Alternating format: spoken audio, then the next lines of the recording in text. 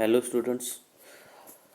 Uh, in yesterday's lecture we have discussed about the expansion devices. In expansion devices we have discussed about the capillary tube, thermostatic expansion valve, working of automatic expansion valve. Now the fourth major component of vapor compression refrigeration system is the evaporator. Now evaporator is situated in between the expansion device and compressor. Now uh, the evaporator is a component of refrigeration system in which liquid refrigerant is vaporized at low pressure by absorbing heat to produce refrigerating effect. As we know, uh, the evaporator, that is the one of the major component of the vapor compression refrigeration system. When the refrigerant is expanded in the expansion device and the low temperature low pressure liquid refrigerant that will pass to the evaporator. In evaporator, actual refrigerating effect we got over there, the content which is to be cooled or for different applications, evaporator works as a cooling media or cooling equipment. म्हणजे बघा,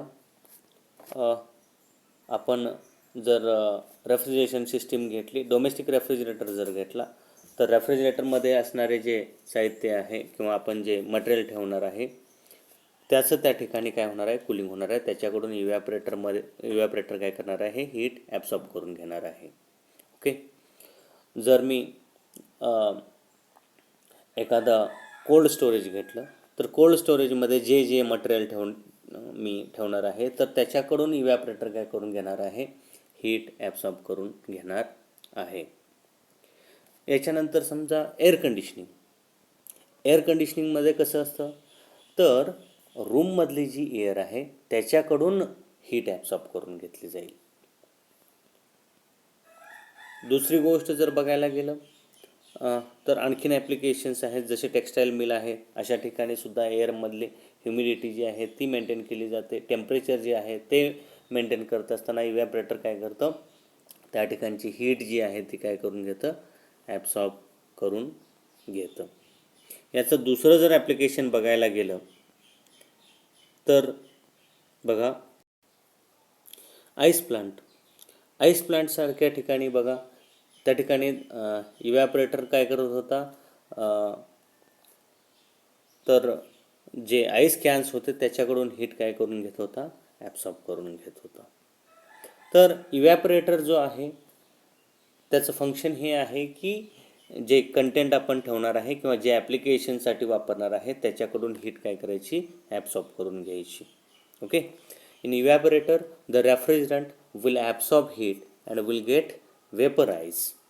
get vaporized and that vapors are passed to the condenser for further compression.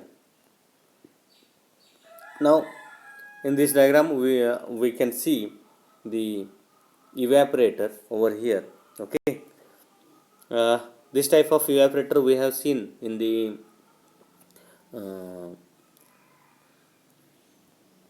window air conditioner which is available in our lab, as well as we have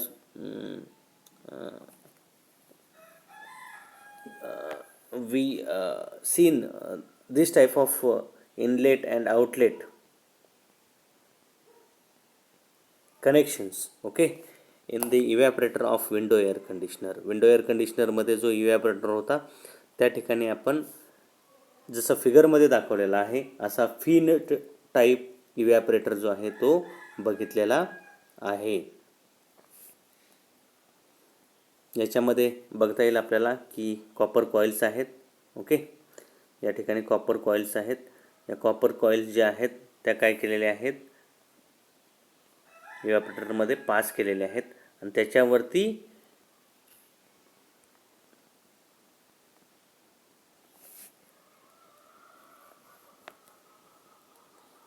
काय केलेलं आहे बघा, fins ज्या आहेत त्या provide केलेल्या आहेत.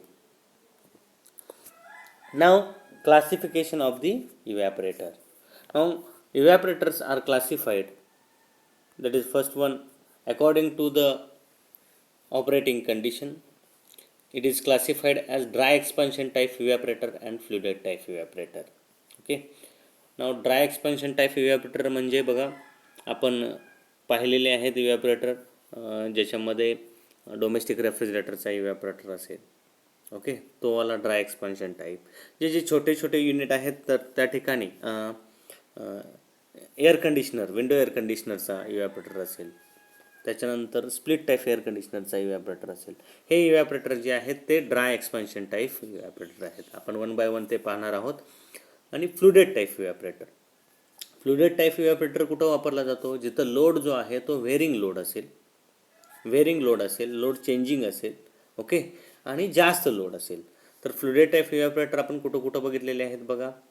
First one that is in the ice प्लांटमध्ये बघितलेला आहे. ओके, त्याच्यानंतर चिलिंग सेंटरमध्येही आपण फ्लुडेड टाईप इव्हॅपरेटर बघितलेला आहे. तर आईस प्लांटमध्ये इव्हॅपरेटर बघा ज्यावेळी प्रायमरी सर्किट जे होतं अमोनियाचं, तर अमोनियाच्या सर्किटमधून जे लिक्विड रेफ्रिजरंट जो जाणार आहे तो ब्राईन सोल्युशनमध्ये काय केलेला होता? डीप केलेला होता इव्हॅपरेटर.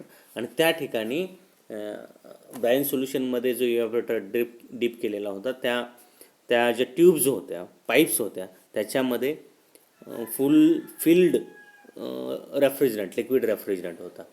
तसंच आपण चिलिंग सेंटरमध्ये भेट दिल्यानंतर चिलिंग सेंटरमध्ये वॉटर चिल करायसाठी, वॉटरचं टेम्परेचर रिड्यूस करायसाठी आपण जी कॉम्प्रेसरची जी लॉबी होती त्याच्या बाजूची जी लॉबी होती, ज्याच्या स्टेजवरती आपण वरती गेलो होतो आणि बघितलं होतं, तर त्या ठिकाणी बघा वरती एक ड्रम होता. आणि त्या ड्रममध्ये काय होतं? एक्सपान्शन डिव्हाइस नंतर ड्रममध्ये काय होता? रेफ्रिजरंट येत होता. आणि तिथून खाली ज्या पाईप्स किंवा कॉइल्स ज्या पास केलेल्या होत्या वॉटरमध्ये, त्याच्यामध्ये लिक्विड रेफ्रिजरंट फिल केलेला होता. Okay, this type of evaporators are flooded type evaporators. Now next classification, that is according to construction of surface, that is bare tube evaporator, plate surface evaporator, finned evaporator, tube in tube evaporator. Okay, तर आपण एका बाजूला condenser बघितलेले आहेत. Already we have discussed about condensers. Now function of condenser and evaporator, that is same. what condenser is doing? That will rejecting heat to the atmosphere. Okay, म्हणजे त्या ठिकाणी that will work as a condenser and evaporator, both will work as a heat exchangers. Okay, now in condenser that refrigerant will reject heat to the atmosphere, and in evaporator that refrigerant will absorb heat from the content of the evaporator. जे आपण content ठेवणार आहे ॲप्लिकेशनसाठी ज्या वापरणार आहे त्याच्याकडून ते heat absorb करून घेईल. Next classification, that is according to formation of frost.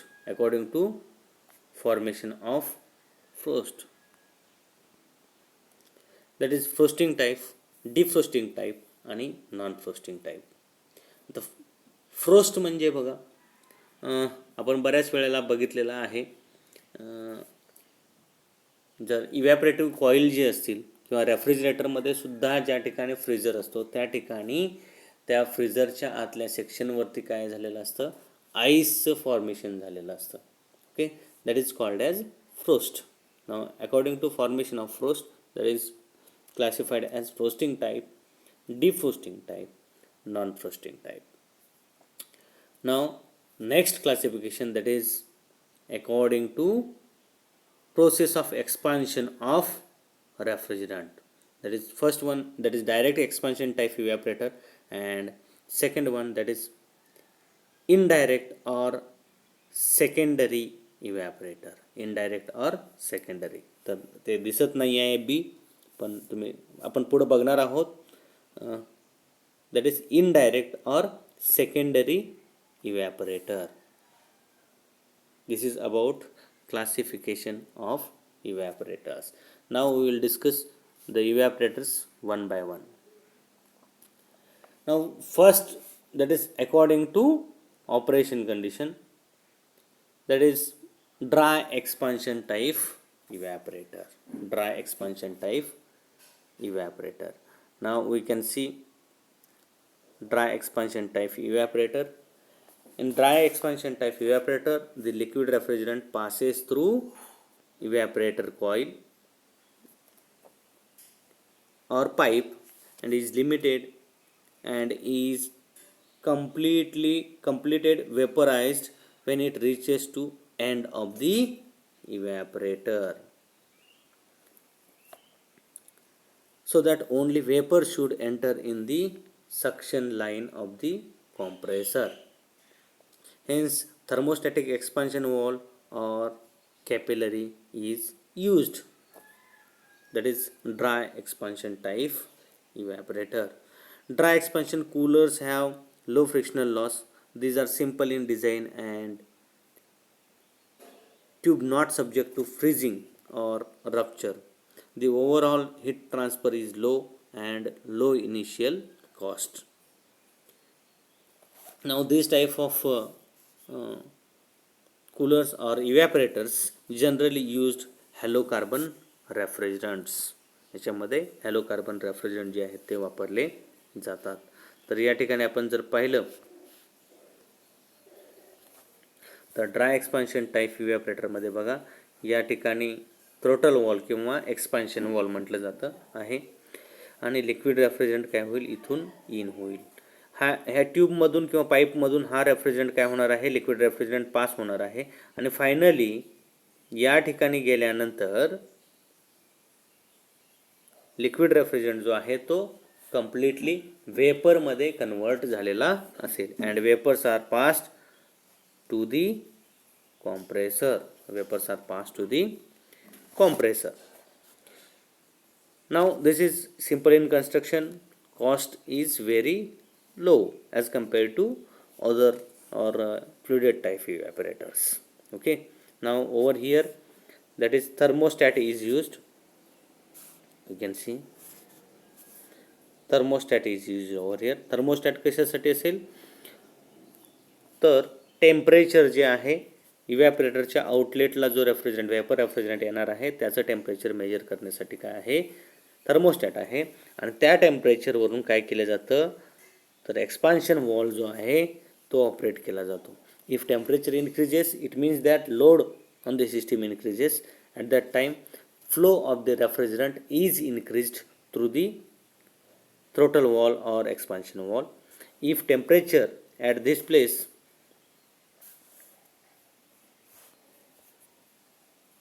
is reduced, या ठिकाणचं जर टेम्परेचर कमी झालं तर ॲटोमॅटिकली काय करायला पाहिजे, इकडून जो फ्लो आहे तो काय होतो, कमी होतो. मग ड्राय एक्सपान्शन टाईप इव्हॅपोरेटरमध्ये जनरली कॅपिलरी ट्यूब किंवा थर्मोस्टॅटिक एक्सपान्शन वॉल जे आहेत ते काय केले जातात, यूज केले जातात. This is about dry expansion type evaporator. Next that is fluided type evaporator. Fluided type evaporator. Now over here we can see that refrigerant will continuously flow. Refrigerant जो आहे तो काय होईल, कंटिन्युअसली फ्लो हो, म्हणजे याच्यामध्ये स्टोअर करून ठेवलेला नाही आहे. थ्रोटल वॉल थ्रू तो कंटिन्युअसली काय होणार आहे, फ्लो होणार आहे. But in case of fluided type evaporator we can see okay, this is the surge chamber. हा सर्ज चेंबर आहे आणि या सर्ज चेंबरमध्ये काय केलेलं आहे, रेफ्रिजरंट जो आहे तो काय केलेला आहे, फिल करून ठेवलेला आहे. ज्या ठिकाणी वेरिंग लोड कंडिशन्स असतात अशा ठिकाणी this type of fluided type evaporator is used. Now in fluided type evaporator as shown in figure, the constant liquid refrigerant level is always maintained. We can see over here the liquid level, that is constant liquid level is always maintained. Okay, if liquid level falls below, हे यातलं समजा liquid refrigerant जो आहे त्याचं समजा vaporisation झालं, तर वेपराईज झाल्यानंतर या ठिकाणी वेपर जे आहेत त्या कशाला जाणार आहेत, कॉम्प्रेसरला जाणार आहेत. आणि लिक्विड लेवल जर फॉल होत असेल ॲटोमॅटिकली हा फ्लोट जो आहे तो फ्लोट काय होणार आहे, ऑपरेट होणार आहे, ओपन होणार आहे. आणि इथून रेफ्रिजरंट, लिक्विड रेफ्रिजरंट जो आहे एक्सपान्शन डिव्हाइसकडून येणारा, तो लिक्विड रेफ्रिजरंट काय होईल, याच्यामध्ये सर्ज चेंबरमध्ये काय होईल, एंटर होईल. आणि तो लिक्विड रेफ्रिजरंट सर्ज चेंबरमध्ये एंटर झाल्यानंतर याची लेवल जी आहे रेफ्रिजरंटची ती काय केली जाईल, मेंटेन केली जाईल. नाव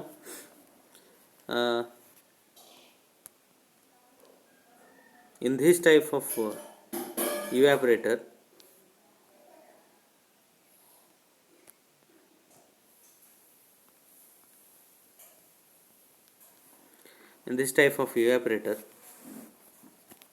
liquid level is maintained and these are the evaporator coils.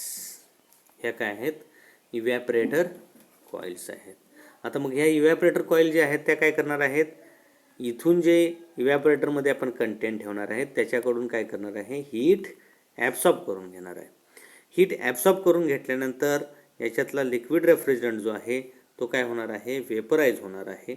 आणि हे वेपर्स जे आहेत हे काय होणार आहेत, या ठिकाणी टॉपला काय होणार आहेत,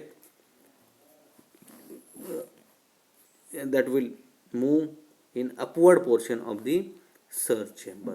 का तर when it will get convert into vapors, its density will get reduced आणि वेपर जे आहेत त्या अप्पर पोर्शनमध्ये सेटल होतील आणि त्या वेपर जे आहेत त्या काय केलेल्या आहेत, कॉम्प्रेसरला पास केलेल्या आहेत. समजा इकडचा जर लोड वाढला, इव्हॅपरेटरवरचा लोड जर वाढला, तर इव्हॅपरेटरवरचा लोड वाढला तर काय होणार आहे, या ठिकाणी त्याच्यामध्ये जो रेफ्रिजरंट यूज केलेला आहे त्याचं वेपरायझेशन जास्त होईल. वेपरायझेशन जास्त झाल्यानंतर काय होणार आहे, ही लिक्विड लेवल जर फॉल होत असेल तर ॲटोमॅटिकली इकडून रेफ्रिजरंट काय होईल, लिक्विड रेफ्रिजरंट सर्ज चेंबरमध्ये पास होणार आहे. Okay. Now one more, that is baffles are provided over here. Baffles provide केलेले आहेत. तर इथून वेपर्स जे असतील, वेट वेपर्स जर असतील तर त्याच्यामधलं या ठिकाणी बॅफल्स मुळं वेट वेपर्समधला जो लिक्विड रेफ्रिजरंट असेल तो ॲटोमॅटिकली काय होणार आहे, या ठिकाणी सर्ज चेंबरमध्ये पुन्हा येणार आहे. त्याच्यासाठी काय केलेले आहेत, बॅफल्स प्रोव्हाइड केलेले आहेत. नाव where this type of evaporator we have seen this type of evaporator, okay, in the chilling center. तर चिलिंग सेंटरमध्ये काय होतं बघा, वरती असा टँक होता, आपण पाहिलेला आहे. ओके, 2 लाईन्स होत्या आणि एक लाईन जी होती ती वॉटरमध्ये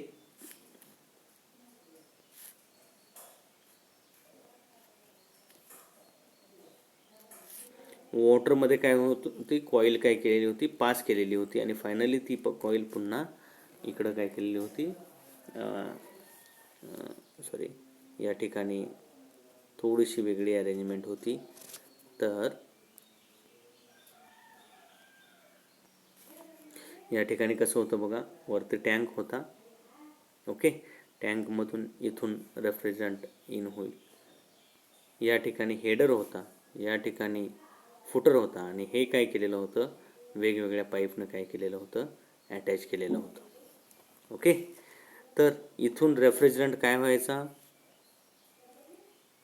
हा जो रेफ्रिजरंट आहे इथं आलेला लिक्विड रेफ्रिजरंट, ओके, तो लिक्विड रेफ्रिजरंट इथून वेपराईज ज्यावेळी होईल तर वेपर जे आहेत त्या पुन्हा कशाला जाणार आहेत, या सिलेंड्रिकल व्हेसलमध्ये जाणार आहेत आणि त्या ठिकाणच्या वेपर्स पुन्हा आपण काय केलेलं होतं, कॉम्प्रेसरला रिटर्न पास केलेल्या होत्या for the suction and compression of the for the compression of the refrigerant. Okay, now what is the difference between fluided type evaporator and dry expansion type evaporator? तर आपण पाहिलेलं आहे In dry expansion type evaporator, limited amount of refrigerant is fed to the evaporator. Okay, म्हणजे capillary tube असेल किंवा thermostatic expansion wall जर use केलेला असेल स्मॉल युनिटला, तर त्या ठिकाणी रेफ्रिजरंट जो पास केलेला होता तो कसा होता, लिमिटेड अमाऊंट ऑफ रेफ्रिजरंट होता. पण या ठिकाणी लिमिटेड अमाऊंट ऑफ रेफ्रिजरंट आहे का फ्लुइडेड टाईप इव्हॅपरेटरमध्ये? नाही.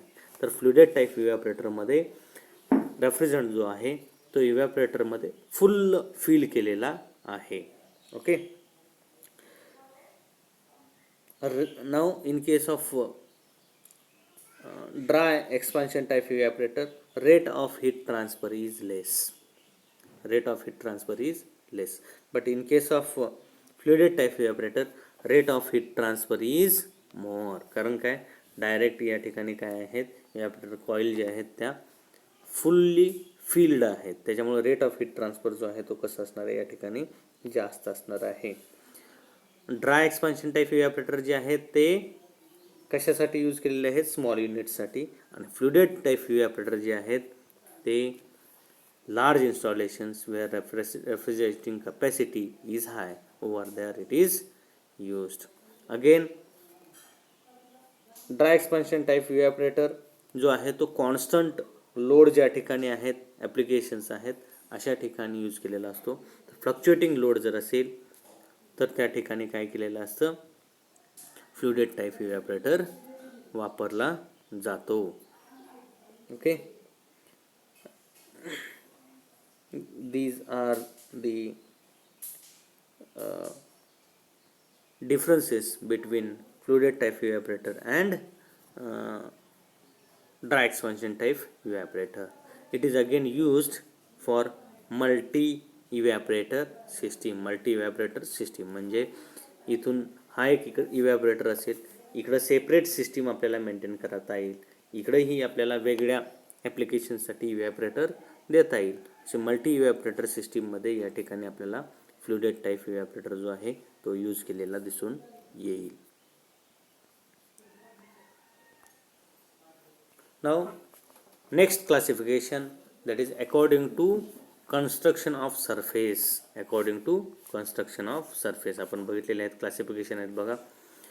That is first one, that is according to operation, dry expansion type evaporator and fluided type evaporator. According to construction of surface, that is bare tube evaporator, plate surface evaporator, finned evaporator and tube and tube in tube evaporator. आपण tube in tube condenser बघितलेला आहे, तसंच tube in tube इव्हॅपरेटर जो आहे तो काय होतो, work होतो. That is next, that is according to construction of surface, a bare tube evaporator. Bare tube evaporator. Now bare tube evaporator is simple in construction, hence it is very easy to clean and defrost. आपण बघू या ठिकाणी आपण जर बघितलं तर बघा simple construction आहे. ही जर फिगर आपण बघितली तर आपल्याला क्लिअर लक्षात येईल की बेअर ट्यूब इव्हॅपरेटर हा कसा, त्याचं कन्स्ट्रक्शन जे आहे ते कसं असणार आहे. या ठिकाणी आपल्याला सिंगल सर्किट दिसतं पहिल्या डायग्राममध्ये आणि दुसऱ्या डायग्राममध्ये मल्टी सर्किट दिसतं. आता मल्टी सर्किटमध्ये बघा इनटेक लाईन जी आहे ती सिंगल आहे, पण त्या ठिकाणी खाली जे आहेत ते हेडर आणि फुटर जे आहेत ते काय केलेले आहेत, अटॅच केलेले आहेत आणि त्या हेडर आणि फुटरमध्ये मल्टिपल पाईप्स ज्या आहेत त्या अटॅच केलेल्या आहेत. Okay, that is bare tube evaporator. Okay, now generally these are constructed from steel pipe or copper tubing. Copper किंवा स्टील हे काय केलेलं जातं या ठिकाणी यूज केलं जातं. Now steel pipes are used for larger evaporator and applicable for ammonia refrigerant. That is applicable for ammonia refrigerant. आता हा bare tube evaporator आपण कुठं बघितलेला आहे बघा. तर bare tube evaporator हा आपण आईस प्लांटमध्ये बघितलेला आहे. ओके, ज्या ठिकाणी अमोनिया रेफ्रिजरंट वापरलेला होता. आईस प्लांटमध्ये बघा, दॅट इज मल्टी सर्किट इव्हॅपरेटर होता, बेअर ट्यूब इव्हॅपरेटर, आणि तो कशामध्ये डीप केलेला होता, ब्राईन सोल्युशनमध्ये. That is the thing. Okay, now the copper tubing is utilized for smaller evaporator for use with refrigerant other than ammonia. Ammonia सोडून इतर असतील तर त्या ठिकाणी कॉपर ट्यूबिंग आहे जे आहे ते वापरलं जातं. Bare tube coil are available in number of size and shapes. The common shape of bare tube coils are flat and zigzag. तर या ठिकाणी आपल्याला झिगझॅग कॉइल्स जे आहेत मल्टी सर्किट किंवा सिंगल सर्किटमध्ये आपल्याला दिसत आहेत, zigzag coils. Spiral bare tube coil are often employed for liquid chilling. This evaporator provides less surface contact as compared to other. The contact surface area may be increased by extending the length of the tube. ट्यूबची जी length आहे ती वाढवून आपण contact area काय करू शकतो, वाढवू शकतो. If the tube is too long, the liquid refrigerant completely vaporized early, leading to excessive superheating at outlet. जर जास्त लांब असतील ट्यूब्स तर काय होणार आहे, हीट ट्रान्सफर जी आहे ती वाढणार आहे आणि त्या ठिकाणी रेफ्रिजरंट जो आहे लिक्विड रेफ्रिजरंट त्याचं काय होणार आहे, सुपर हिटिंग होणार आहे. This also causes greater pressure drop between inlet and outlet of the evaporator. This reduces suction pressure to compressor. Now, if the diameter of tube is large, refrigerant velocity is low and specific volume of the refrigerant will be greater to the surface of the tube to allow complete vaporization. This may allow liquid refrigerant to suction line of compressor with possible damage to compressor. Liquid refrigerant जर suction लाईनला गेला तर काय होणार आहे, त्या ठिकाणी कॉम्प्रेसरचं damage होऊ शकतं. If diameter is too small that causes pressure drop due to friction and that will reduce the efficiency. This is about the bare tube evaporator. Now next type that is plate type evaporator. Plate type evaporator. Now plate type evaporator, that may be several types. Okay, over here we can see in the diagram front plate जी आहे ती बघा curved आहे, जसं आपलं इरोगेटेड shape म्हणतो किंवा आपला आपण सिमेंटचे पत्रे जसं म्हणतोय. ओके, तर तो कर्वड शेप आहे आणि बॅक प्लेट जी आहे ती काय आहे, फ्लॅट आहे. काही इव्हॅपरेटरमध्ये दोन्ही प्लेट ज्या असतील त्या कशा असू शकतात, फ्लॅट असू शकतात. मेटलच्या फ्लॅट शीट ज्या आहेत त्या वेल्डेड, दोन्हीही एकत्र काय केलेले असतील, वेल्ड केलेले असतील आणि दोन्ही शीटच्या मधून काय होईल, रेफ्रिजरंट पास होईल, असंही त्याच्यामध्ये construction असू शकतं. Now this type of evaporator that is widely used in the domestic refrigerators and home freezers because they are easy to clean and economical to manufacture. हे जे आहेत ते क्लीन करायला सोपे आहेत आणि मॅन्युफॅक्चरिंगला इझी आहेत. तुम्ही जर आपला फ्रीजर जो आहे आपल्या डोमेस्टिक रेफ्रिजरेटरचा, तर फ्रीजरला बघा डिफ्रोस्टिंग झाल्यानंतर म्हणजे आईस जो आहे तो रिमूव्ह केल्यानंतर जर शेप बघितला तुम्ही आतल्या साईडला हात लावून जर बघितला तर तुम्हाला कसा शेप दिसेल बघा या ठिकाणी. तर त्या ठिकाणी तुम्हाला असा शेप दिसणार आहे. ओके, हाताला तुम्ही टचला तुमच्या ऑब्झर्व होईल. ओके, आणि या ठिकाणी पुन्हा वरच्या साईडला काय असतं, असा टाईप असतो.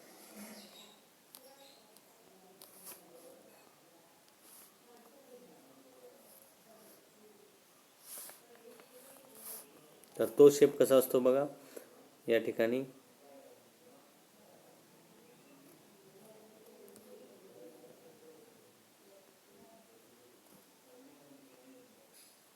अशा टाईपचा शेप असतो.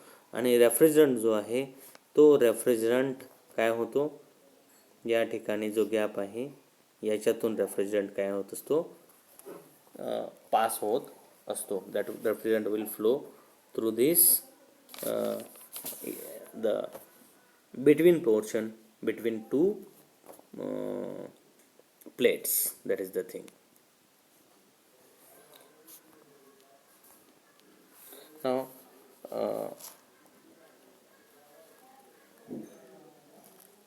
uh, this type of evaporator provides good thermal contact between the welded plates and coil carrying the refrigerant. Plate type evaporator may be used single or in bank. The plate can be grouped together for sealing, mounting in holding room or freezer. The plate may be manifold for parallel flow or series flow of the refrigerant. These are used for smaller capacity equipment required for peak load. This is about the plate type evaporator. तर या ठिकाणी बघा वरची जी figure आहे त्याच्यामध्ये आपल्याला दिसेल refrigerant समजा इथून इन होईल आणि इथून आउट होईल. तर ट्यूब जी आहे ती या प्लेटवरती काय केलेली आहे, बाउंड केलेली आहे. खालची जी आहे ती प्लेट आहे. ओके, या ट्यूब इन द सेन्स अनादर plate having there will be a tube section in between two plates. That is the thing. Okay, this is about plate type evaporator. Now next is the finned evaporator. Finned evaporator. आता finned evaporator आपण कुठं बघितलेलं आहे बघा, तर आपण window air conditioner जो आहे आपल्या लॅबमध्ये, तर त्याच्यामध्ये finned टाईप इव्हॅपरेटर पाहिलेला आहे. ओके, तर फिन टाईप इव्हॅपरेटर म्हणजे या ठिकाणी एक पिक्टोरियल व्ह्यू दिलेला आहे आणि दुसरा जो आहे तो टॉप व्ह्यू दिलेला आहे. ओके, तर याच्यामध्ये कॉमन हेडर आहे. Common header. Now finned coils are bare tube coils upon which metal plate or fins have been installed. Fins जे आहेत त्या कॉइल्सवरती काय केलेले असतात, इन्स्टॉल केलेले असतात.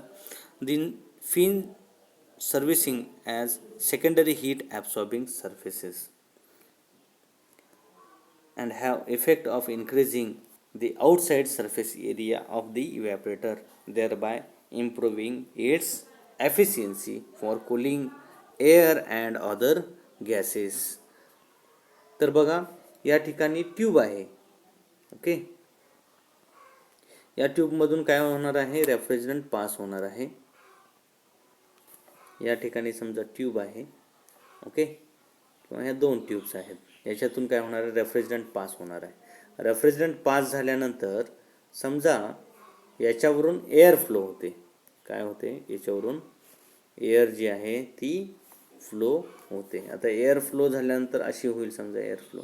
ओके, तर एअरचा कॉन्टॅक्ट कशाशी येणार आहे बघा, या पाईपशी येणार आहे. पाईपचे सरफेसेस जे आहेत त्याच्याशी एअरचा कॉन्टॅक्ट येणार आहे. आता समजा मी या ठिकाणी याला फिन अटॅच केली. याला काय अटॅच केली, फिन अटॅच केली. म्हणजे याच्यावरती फिन्स अटॅच केले समजा मी. ओके, तर काय होईल बघा, त्याचा सरफेस कॉन्टॅक्ट काय होईल, इन्क्रीज होईल. आता सरफेस कॉन्टॅक्ट कसा इन्क्रीज होईल, तर या ठिकाणी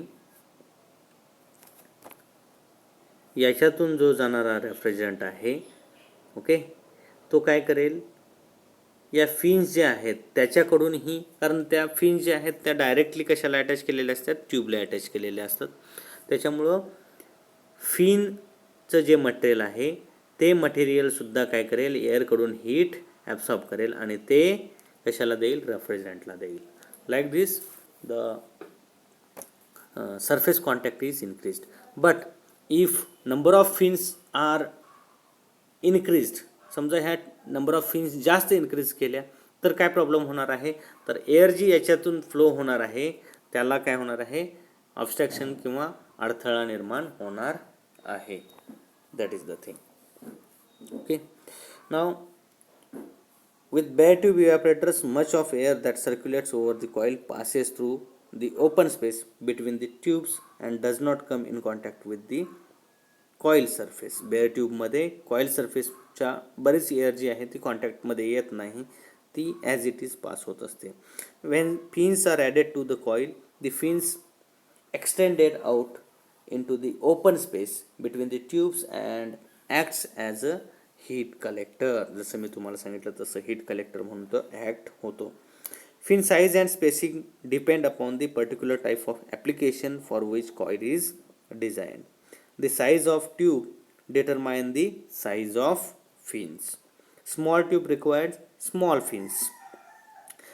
फिन स्पेसिंग, दोन जे फिन्स असतील तर त्यातलं स्पेसिंग जे आहे ते 1 इंच ते 14 इंचपर्यंत असतं आणि ते कशावरती डिपेंड असेल, that depends upon the operating temperature of the coil. The evaporator designed for low temperature application must have wide fin spacing in order to minimize the danger of restricting air circulation. Excessive finning may actually reduces the evaporator capacity by restricting the air circulation over the coil unnecessary. These type of evaporator are best suitable for air conditioning application where refrigerator temperature above 0 degree Celsius because of rapid cooling rate. It is compact. It occupies less space than bare tube or plate evaporator for same capacity. It has a disadvantage when installation at top of the evaporator may defrost and moisture flows over the evaporator surface. Okay, तर या ठिकाणी याचं disadvantage काय आहे बघा. तर या ठिकाणी वरच्या पोर्शनमध्ये काय होईल, फ्रोस्टिंग झालं समजा, म्हणजे आईस जो आहे तो फॉर्म झाला. आपण बघितलं होतं की कॉपर कॉईल जे आहेत त्याच्यावरती हवेतलं मॉइश्चर जे आहे ते कंडेन्स झालं होतं, व्हाईट लेअर आली होती, बरोबर आहे का.